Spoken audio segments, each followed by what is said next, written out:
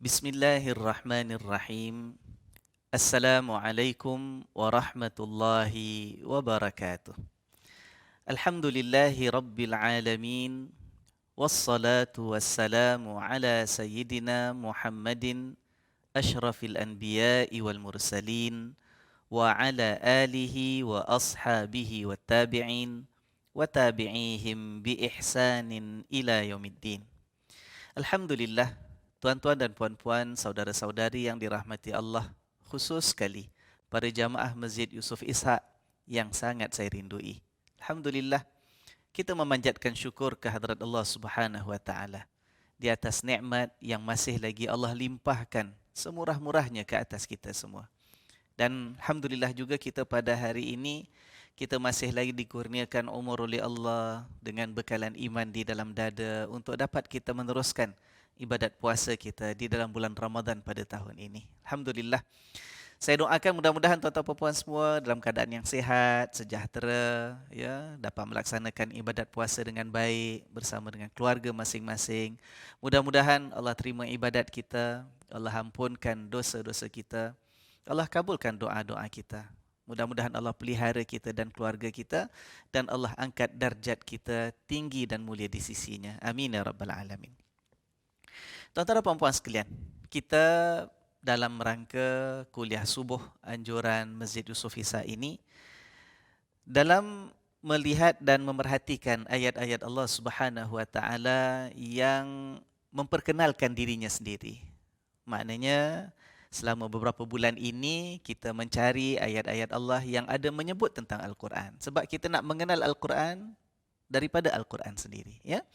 Jadi minggu lepas, tuan-tuan dan puan-puan sekalian, kalau kita masih ingat lagi, kita telah mula melihat surah An-Naml, ya, iaitu di dalam juz yang ke-19. Ya.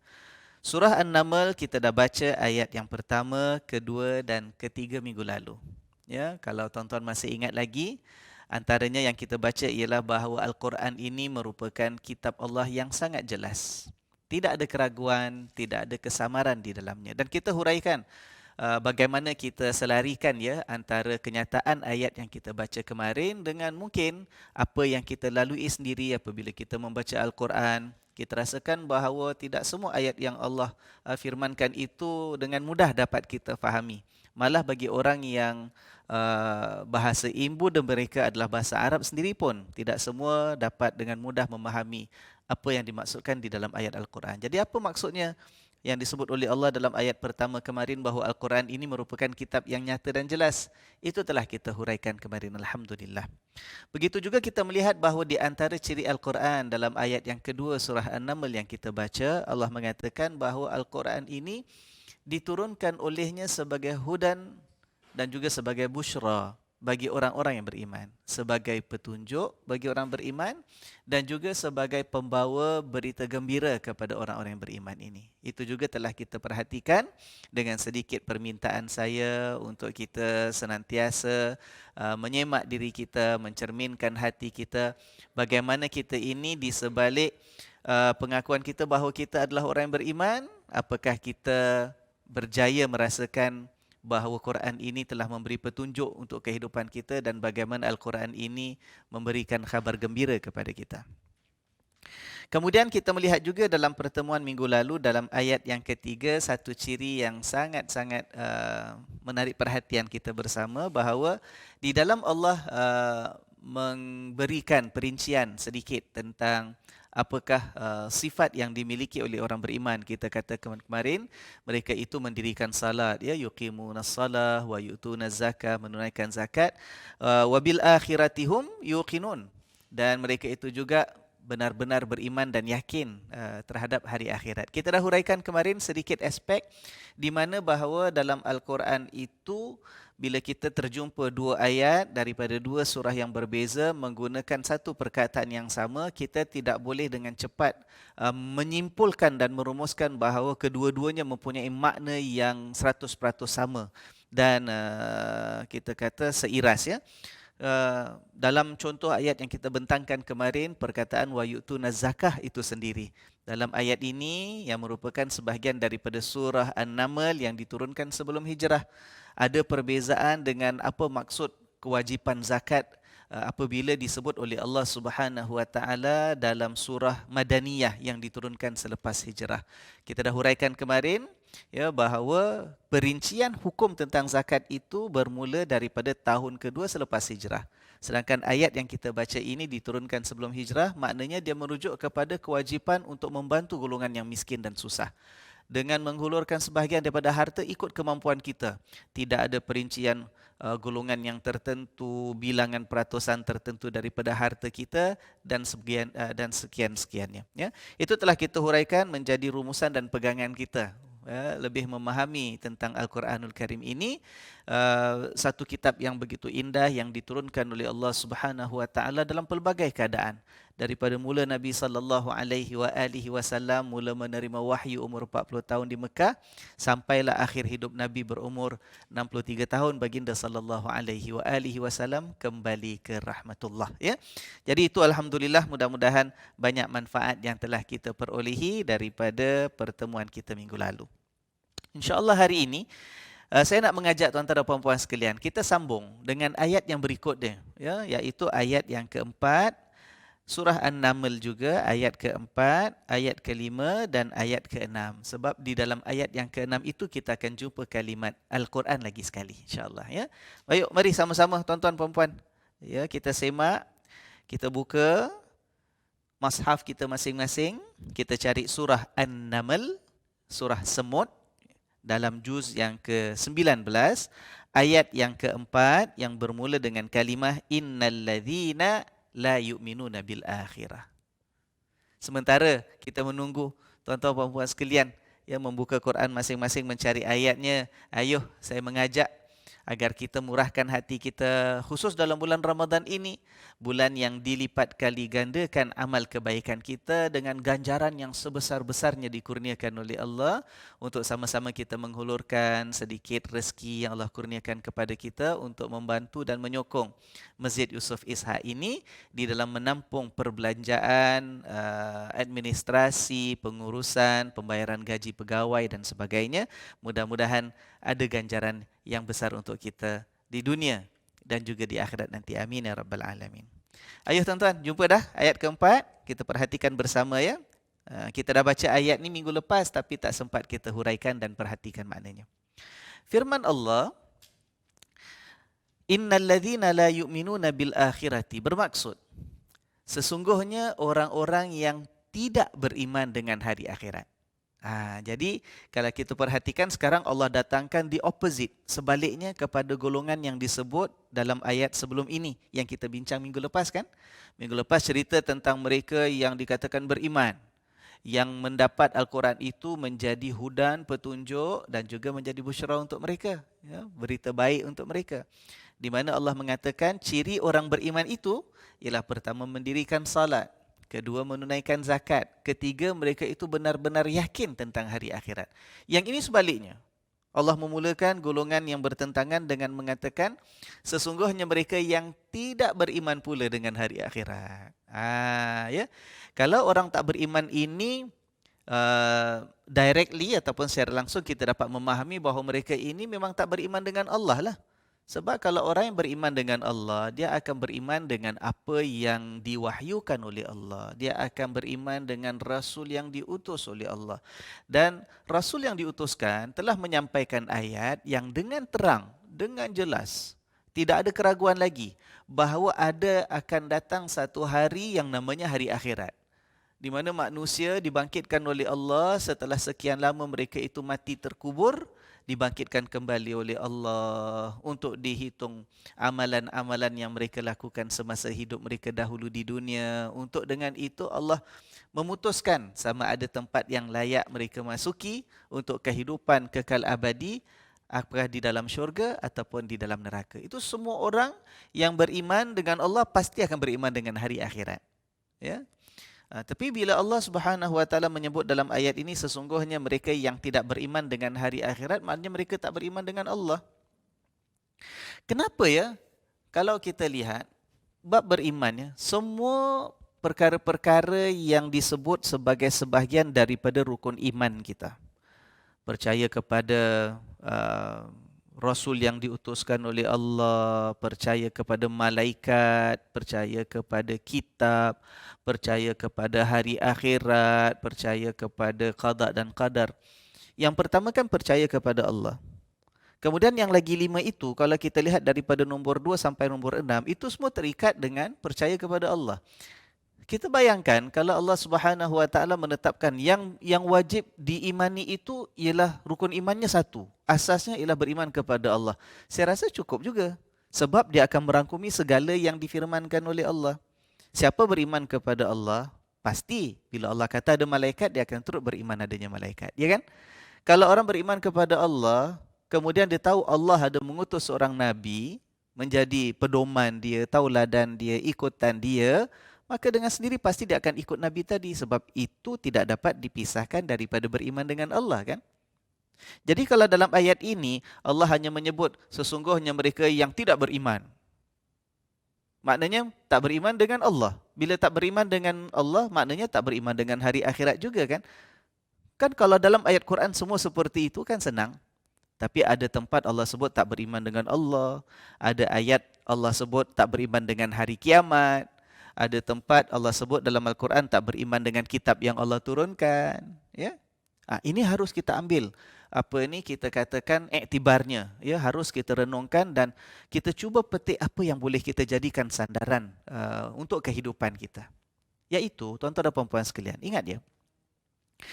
Kalau orang yang tak beriman dengan Al-Quran ataupun orang yang tak beriman dengan hari akhirat, ya, orang tak beriman dengan hari akhirat sebab dia tidak beriman dengan Allah, itu kita faham. Ya.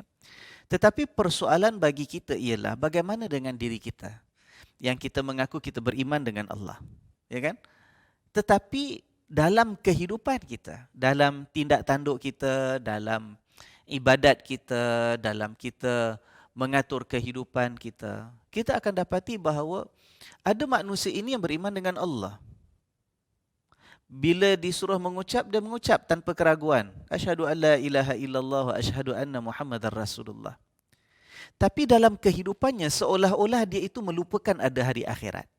Seolah-olah di sebalik keimanannya kepada Allah, tetapi perbuatan-perbuatannya, amalan-amalannya, tutur bicaranya, akhlaknya, cara dia mengatur dan menguruskan kehidupannya, seolah-olah dia itu lupa untuk buat persiapan bagi menghadapi hari perhitungan nanti. Beriman kepada Allah, tapi tidak mendirikan salat. Beriman kepada Allah, tapi tidak mahu berpuasa dalam bulan Ramadan. Tanpa sebab, tanpa keuzuran pastinya. Ada orang beriman kepada Allah mengaku, tetapi akhlaknya penuh dengan kekejian. Bagaimana orang seperti ini? Nah, bila kita baca ayat seperti ini, Allah menyebut sesungguhnya mereka yang tidak beriman dengan hari akhirat, zahirnya Allah merujuk kepada mereka yang memang tidak memilih untuk beriman kepada Allah, menafikan adanya hari akhirat. Tetapi penggunaan kalimat seperti ini membawa isyarat kepada kita supaya kita berhati-hati.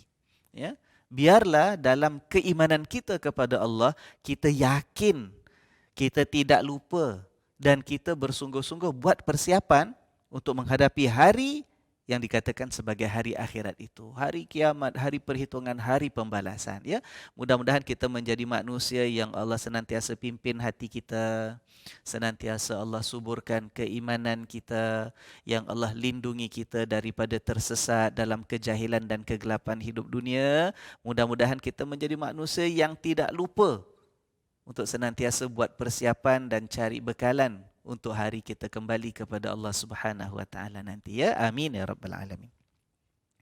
Nah, dalam ayat ini Allah menjelaskan, innal ladzina la yu'minuna bil akhirati, sesungguhnya mereka yang tidak beriman dengan hari akhirat, zayyana lahum a'malahum.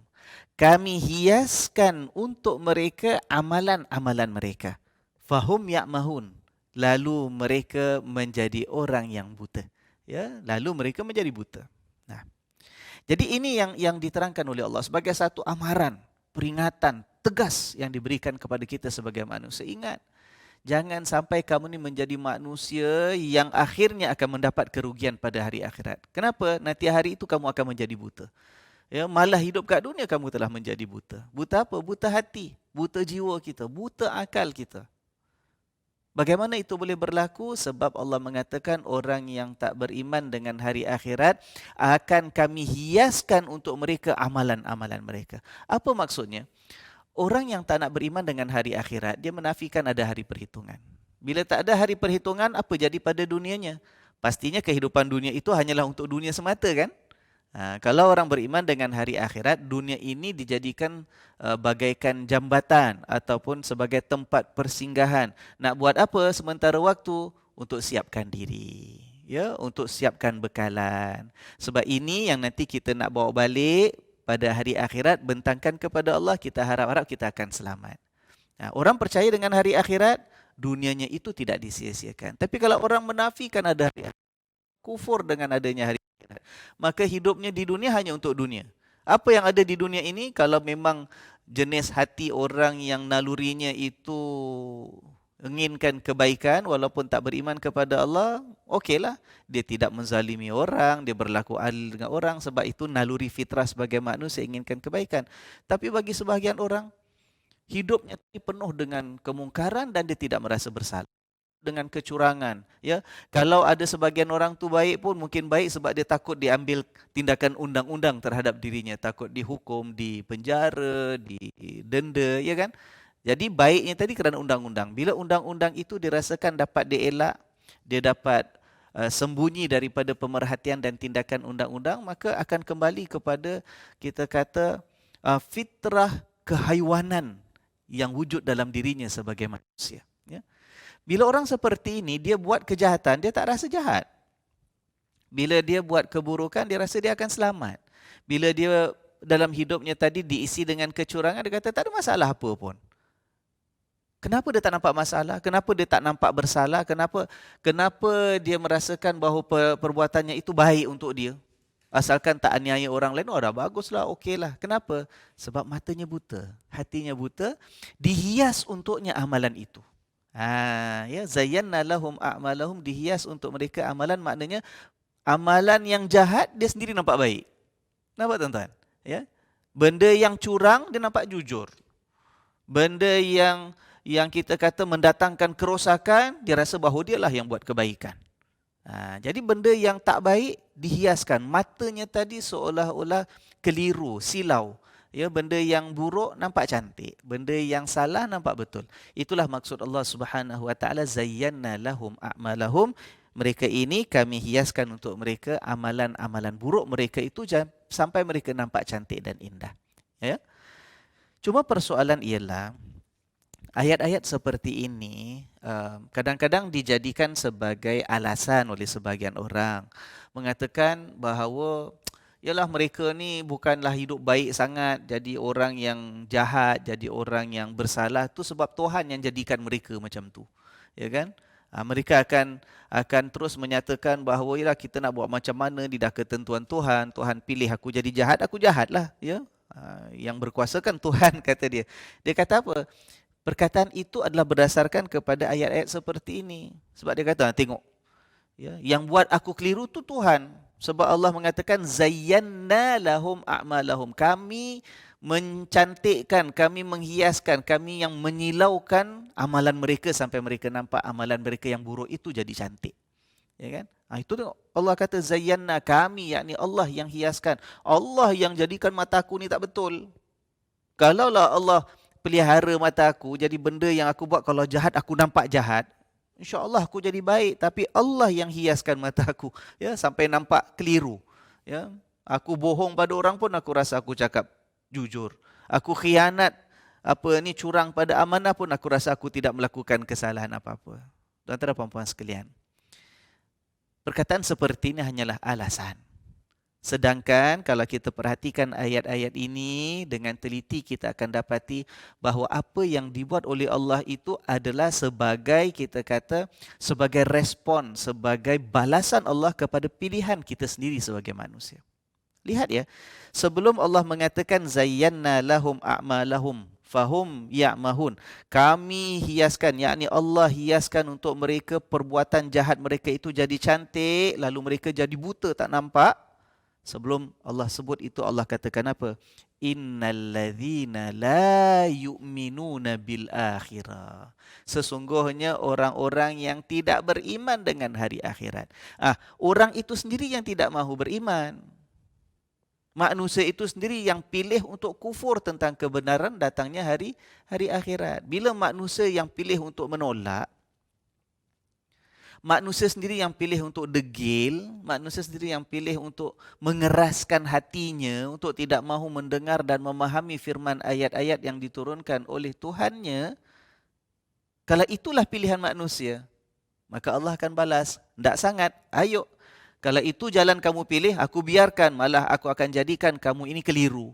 Aku jadikan kamu ini sebagai orang yang tak faham mana benar, mana salah. Aku akan jadikan hati kamu terus keras. Sebab itu yang kamu hendakkan.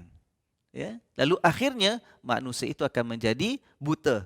Kerana Allah dah nampakkan pada dia perbuatan salah itu sebagai perbuatan yang benar. Allah hiaskan pada matanya benda yang buruk itu menjadi cantik. Nampak tuan-tuan?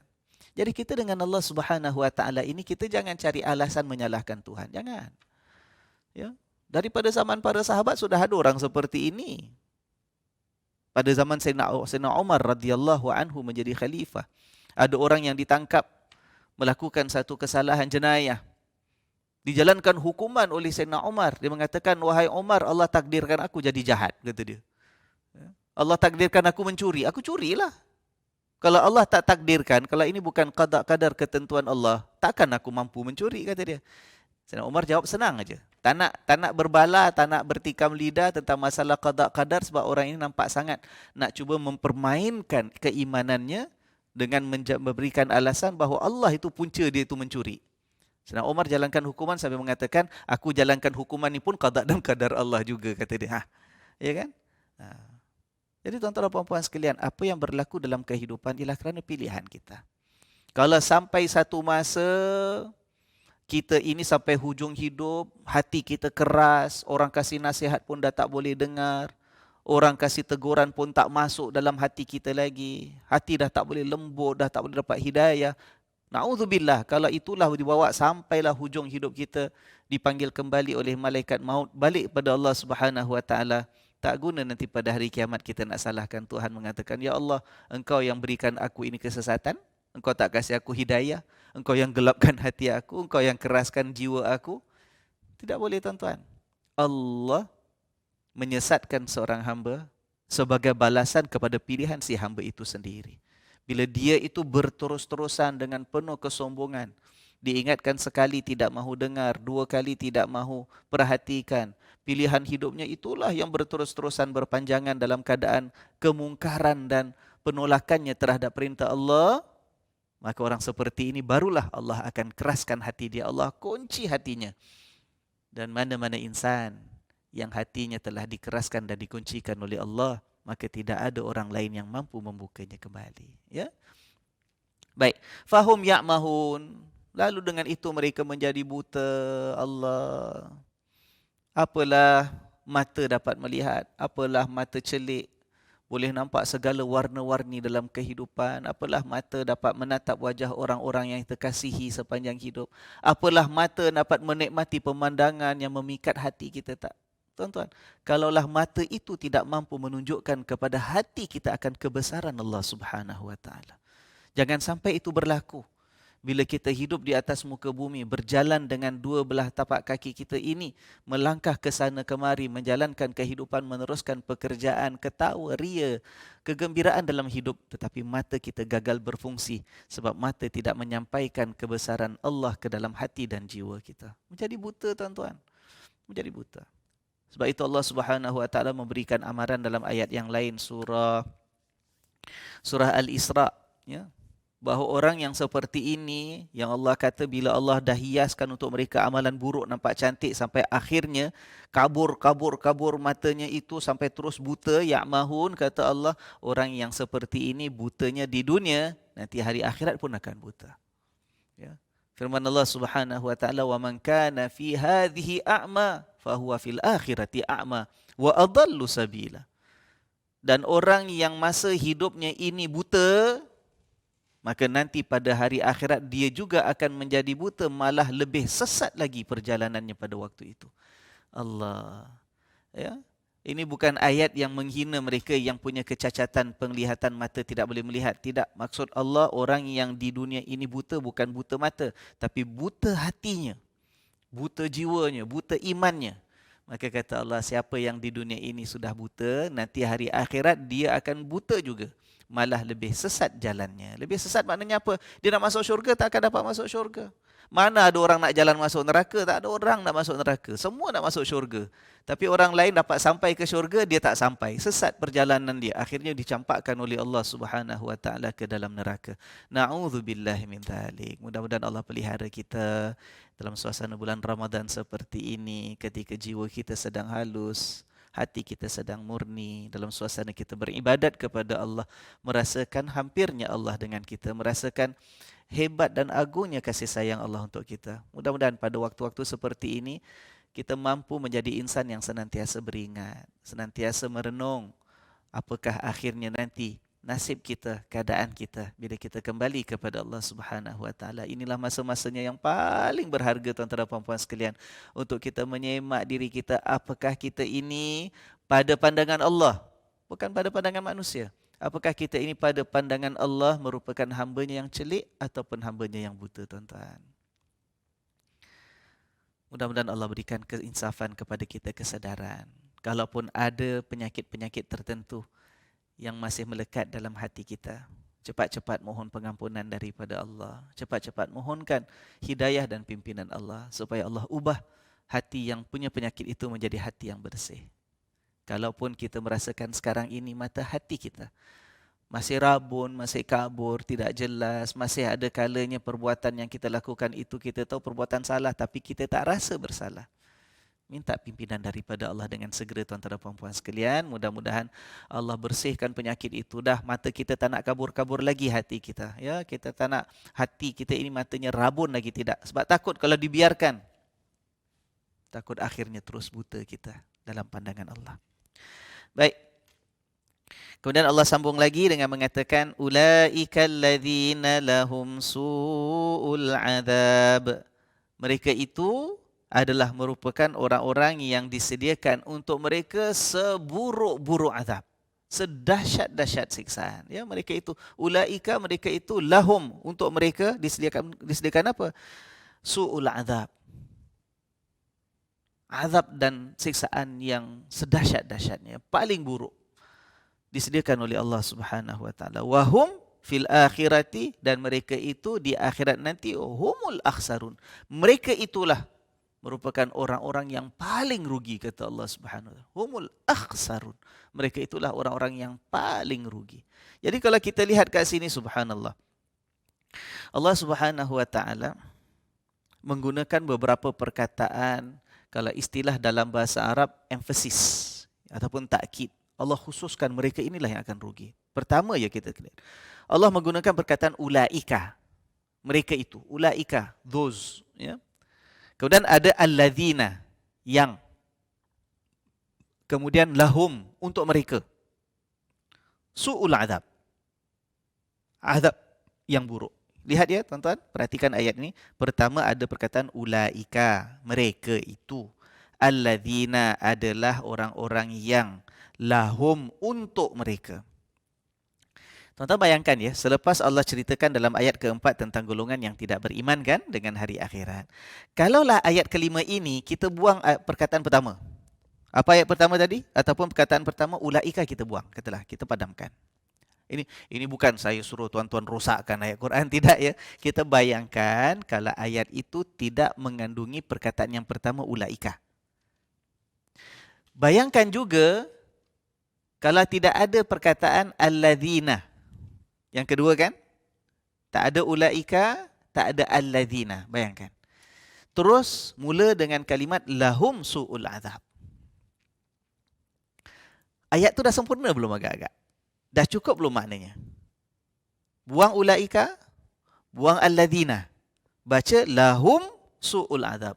Untuk mereka azab yang seburuk-buruknya. Macam mana tuan-tuan? Sempurna kan? Dah faham kan? Tak ada yang tergantung maknanya kan?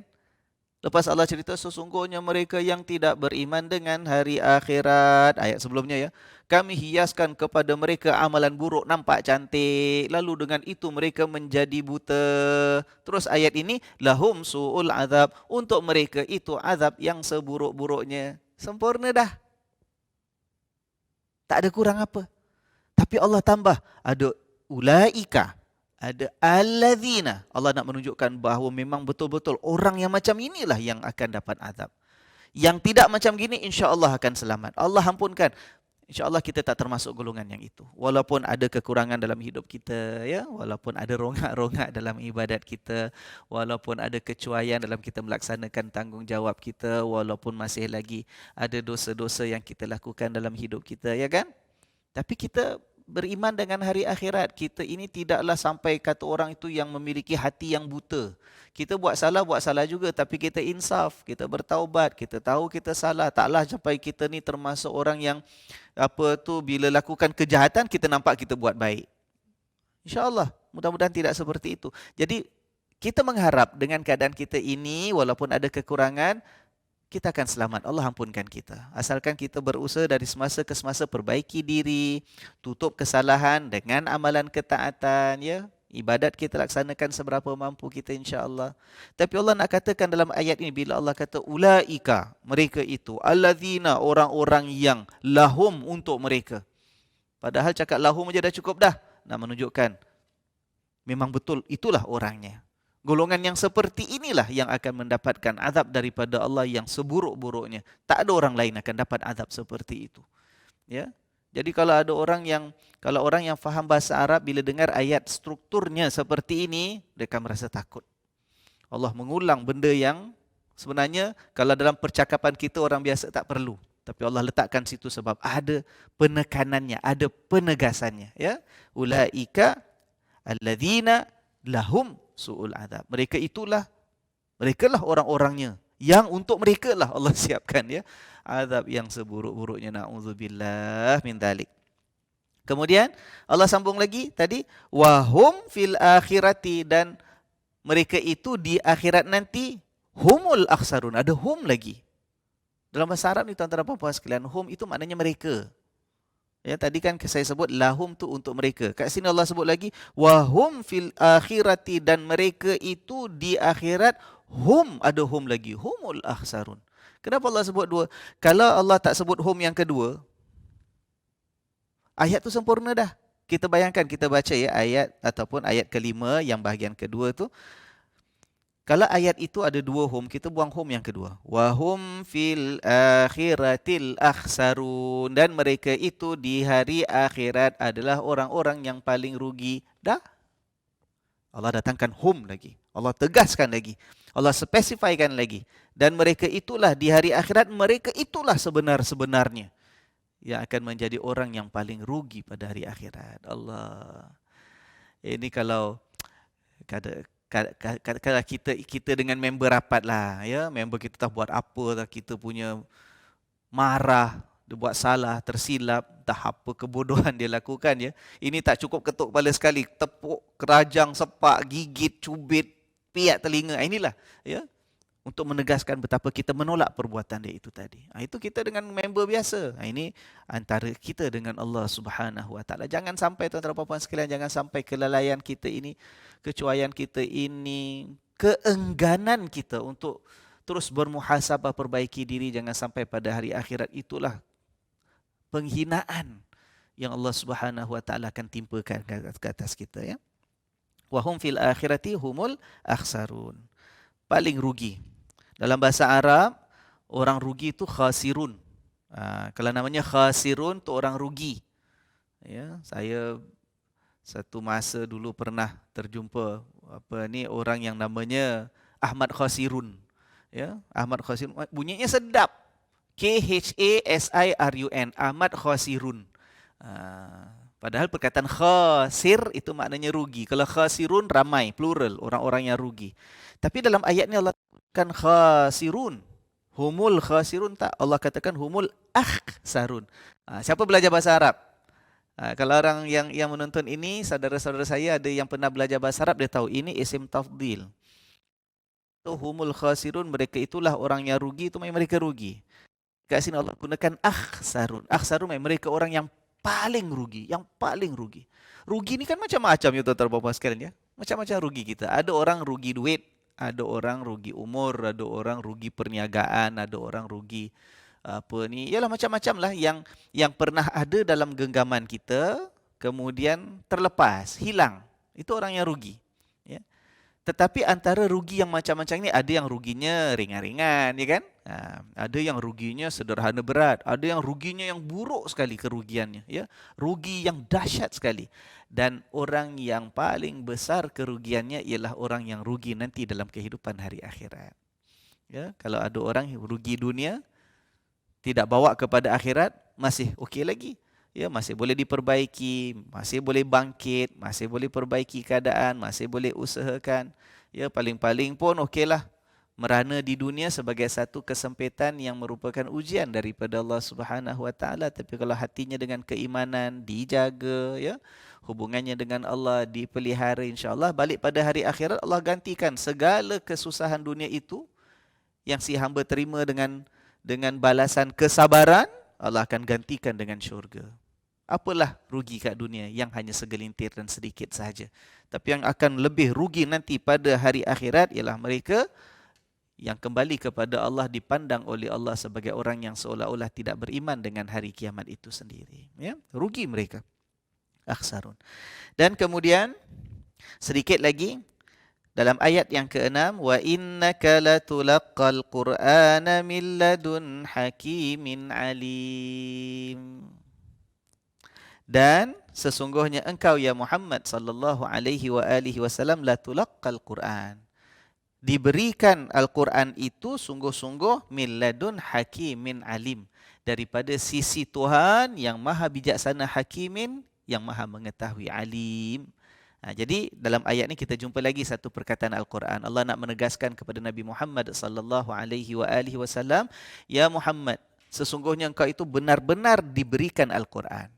Ya, bukan Quran itu datang dari tempat lain, bukan makhluk lain, bukan jembalang jin hantu mana yang bisik dengan kau, tidak. Bukan macam kita. Kita ni kadang-kadang kalau kita tidak hati-hati, kita ingat kita dapat ilham wahyu daripada Tuhan. Sekali kita kena kelentong, kena tipu dengan Allah, dengan syaitan, dengan iblis yang menyesatkan kita. Ini saya pernah jumpa orang seperti itu, tuan-tuan dan puan sekalian. Ya, dulu ada kes lama dulu. Saya mendapat laporan diadukan oleh seorang wanita mengadu tentang suaminya. Waktu daripada muda sampai berumah tangga, dapat anak, itu memang suami tak kenal agama. Sembahyang tak mau, puasa tak pernah buat, tak tunaikan tanggungjawab, tak pernah kenal agama. Satu masa berubah, tiba-tiba berubah. Pasal apa? Pasal dapat bisikan suara. Bisikan suara yang mengatakan kau kena taubat, kena sembahyang, ya, kena puasa. Berubah. Dulu ustaz cakap tak nak dengar, dulu mak bapak tegur tak nak ikut, isteri nasihat pun dibuang jauh-jauh, tak pernah nak insaf. Tiba-tiba bila sesekali datang suara, entah macam mana suara tu dengar kat telinga ke, dalam mimpi ke, dalam jaga, wallahu alam, masuk kat kepala, apa idea dia dapat, tiba-tiba berubah. Mula nak sembahyang, mula puasa. Okeylah tu kan.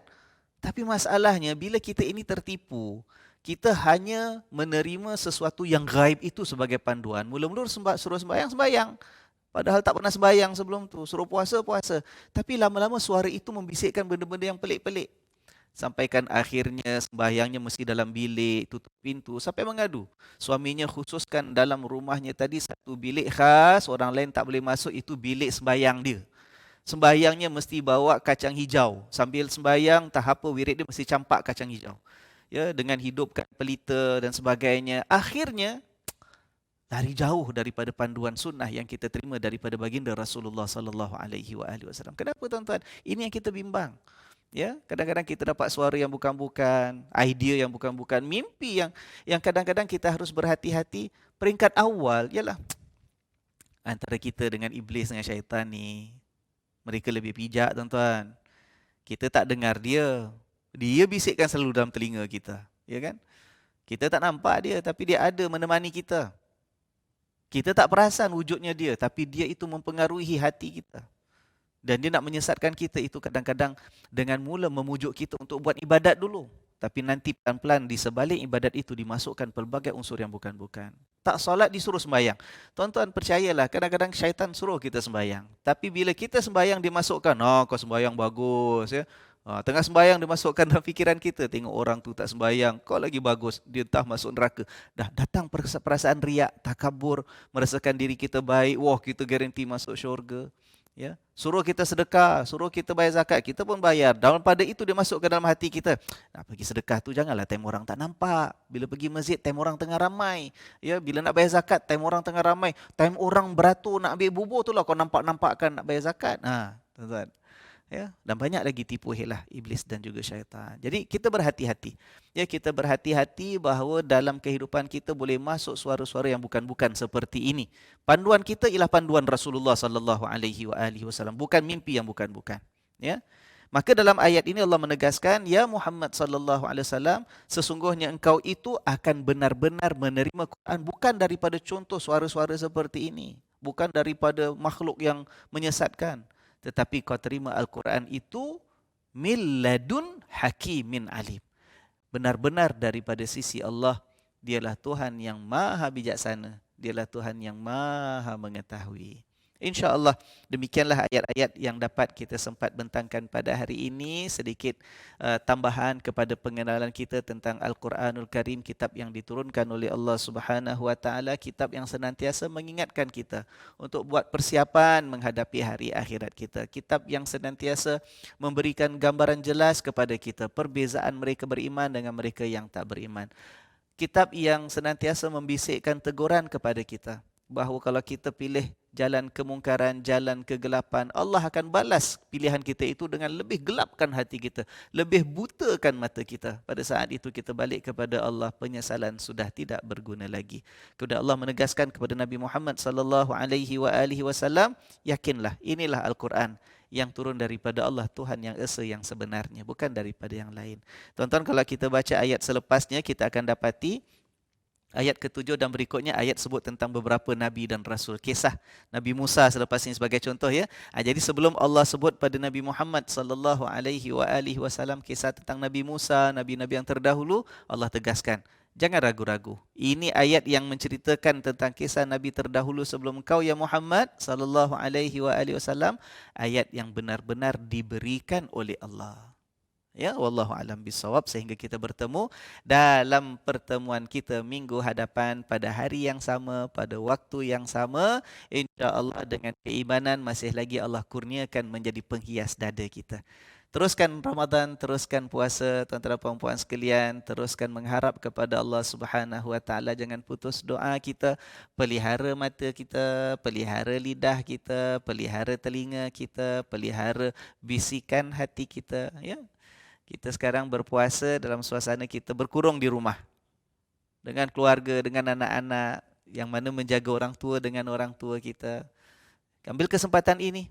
Saya ingat antara banyak-banyak Ramadan yang biasa tu banyak cubaan kita. Kita keluar bekerja, kita balik bekerja dalam kenderaan, di tempat kerja, keluar apa pun urusan di luar. Macam-macam terdedah depan pandangan mata kita kan. Macam-macam terdedah pada pendengaran telinga kita kan. Kita pun jumpa macam-macam orang, macam-macam kita nak cerita dengan lidah kita kan. Sekarang Allah pelihara kita. Tengok keluarga sendiri. Jangan tengok yang bukan-bukan. Tak keluar rumah pun. Dengar benda yang baik dengan anak-anak, dengan isteri, dengan keluarga. Bila bercakap pun bercakap benda yang diperlukan saja sebab kita bersama dengan keluarga. Takkan depan anak-anak kita nak maki hamun. Takkan depan anak-anak kita nak mengumpat hal orang cerita mengata tak habis-habis. Malu anak-anak dengar bapak-bapak yang cakap macam tu kan. Cuma kena jaga-jagalah. Ya? Walaupun fizikalnya kita ini berada di rumah, berkurung. Tapi ada satu tingkap yang masih terbuka di hadapan kita. Tingkap yang boleh kita membaca, tingkap boleh kita menonton, tingkap yang boleh kita menaip walaupun lidah kita tak bergerak, tapi di situlah bicara dan kata-kata kita. Jaga tuan-tuan dan puan-puan sekalian. Kita berpuasa, kita lalui ibadat Ramadan untuk Allah. Tempoh-tempoh inilah kita menyemak hubungan kita dengan Allah. Bersihkan diri kita, pribadi kita, amal ibadat kita, kitab catatan amalan kita. InsyaAllah kita bertemu minggu hadapan. Sekian saja. Subhanakallahumma wa bihamdika asyhadu an la ilaha illa anta astaghfiruka wa atubu ilaik. Saya sayangi Anda semua kerana Allah. Wassalamualaikum warahmatullahi wabarakatuh.